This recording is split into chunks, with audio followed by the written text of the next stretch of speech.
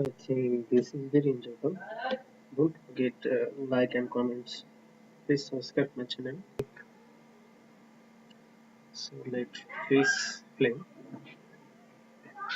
Right now, Kristen Welker has confirmed this news for us. Kristen, just characterize this for us. What are we seeing here?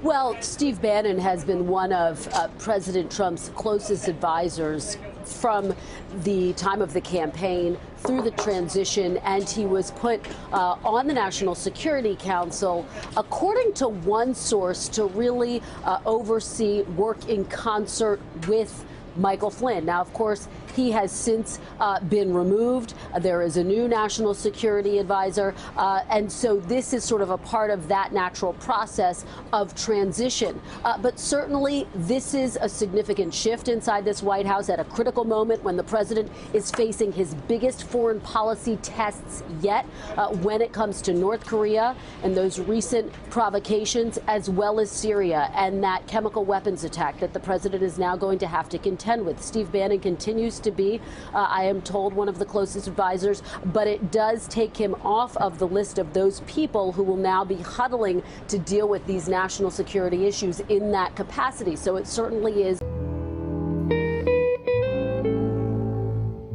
that needs to happen. But again, this is a shift within this White House, Allie. Right, and it may not need to happen because that was never really a job. That was never Correct. something that somebody was supposed to have. But let me just tell you, I'm asking you to parse something. It may not be fair to ask you, but critics of Bannon will say he's been demoted. Well, I remember, and you remember, when McMaster was chosen for this job, there was a lot of talk that McMaster, who is widely regarded by all sorts of people in the military, had said, I've got to be in charge of this thing. And if I'm not in charge of it, this isn't going to work. So there are a lot of people who are going to say this isn't Bannon being demoted as much as McMaster getting what he said he wanted when he took the job.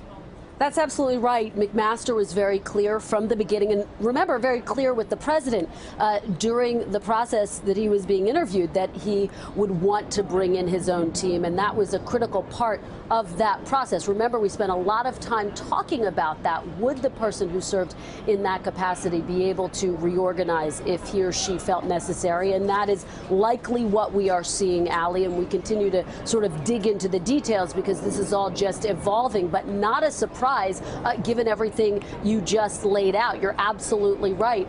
He was very clear from the beginning that he would want to put his own team together, Allie. Hey there, I'm Chris Hayes from MSNBC. Thanks for watching MSNBC on YouTube. If you want to keep up to date with the videos we're putting out, you can click subscribe just below me or click over on this list to see lots of other great videos. Thankfully, everyone, don't forget channel if you like, comment, and share.